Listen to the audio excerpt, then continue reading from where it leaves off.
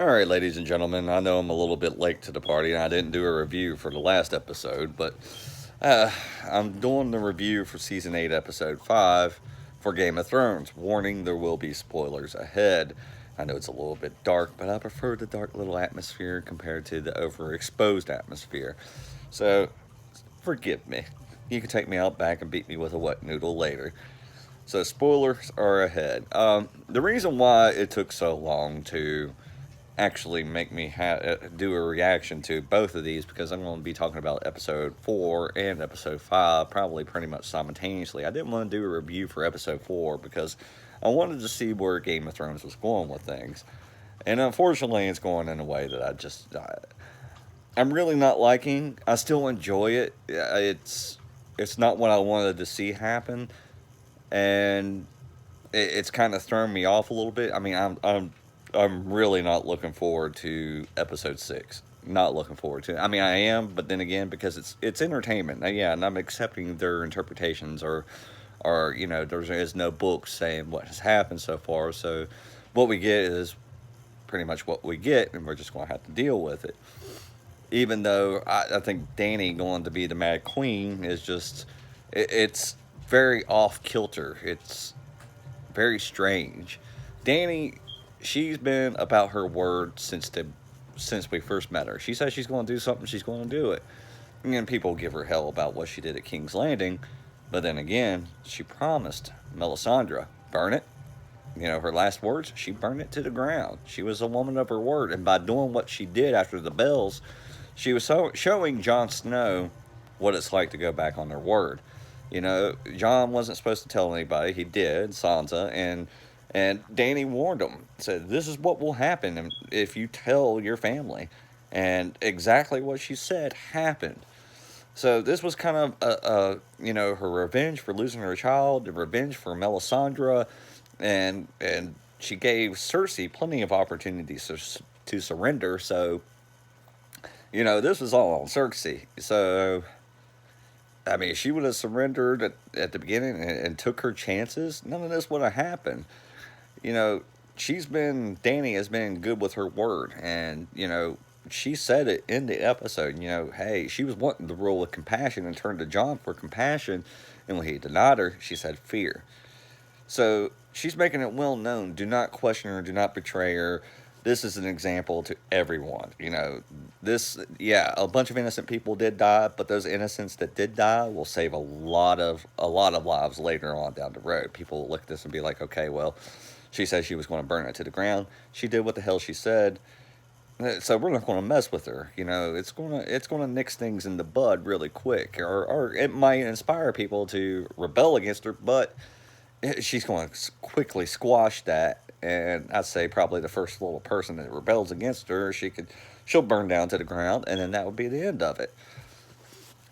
You notice that Danny has gone more animalistic since she's losing her human connections.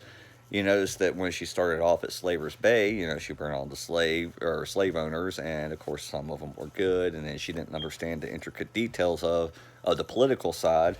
So, thanks to her best mate and Tyrion coming along, you know, they were keeping her grounded and and kind of, they kept her human characteristics going. And since she's lost all of these things, and she's pretty much lost everyone, and everybody has betrayed her, she's turning into her animalistic ways.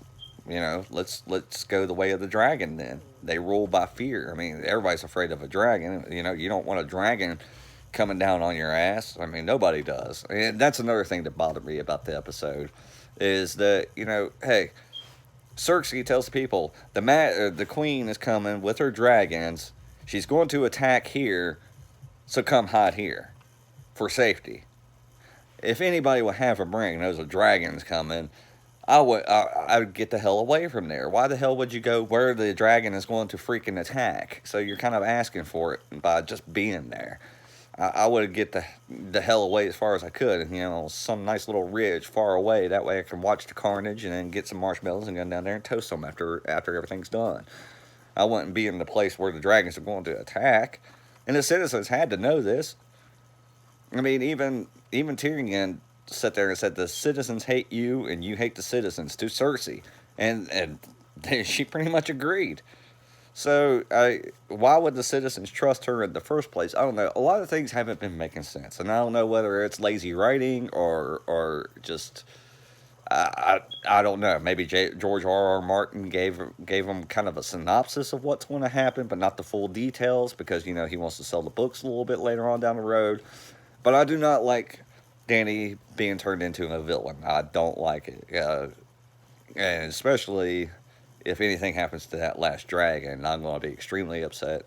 I was planning on buying the complete collection of Game of Thrones. I was planning on buying the complete series when it came out on a box set. But if that's the way they're going to go, then I probably won't buy it. I will say thank you HBO. I enjoyed it. Well, along with the movies that you play, and that'll be the end of it because I just don't like that path that they're going. So I know that's a personal preference, and it just came out of the blue.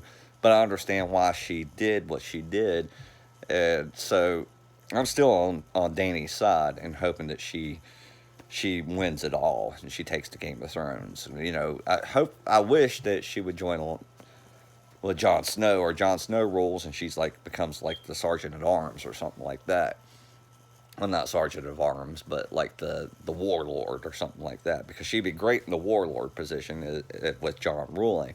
So I hope something gets worked out and they don't end up killing her.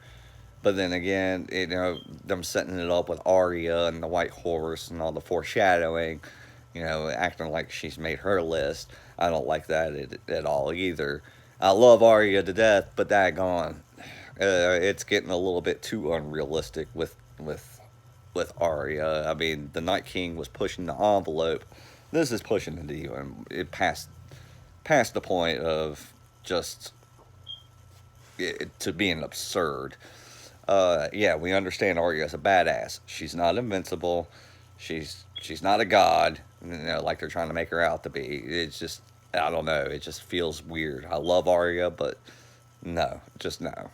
Uh, so yeah, I'm excited to see it, but then again, I'm afraid to watch it because if what I think happens, I'm just going to pretend like the last season never happened, and I'll make up my own ending. Yeah, it's gonna probably be what happens. So I hope everybody enjoys. I'm going to enjoy the last episode too. I do appreciate it for the entertainment that is provided, but yeah, it's just I don't know. I don't know what happened this last season, but somebody needs to come out and explain something. But I'm Mr. Anger. You'll have a good one and be good at it.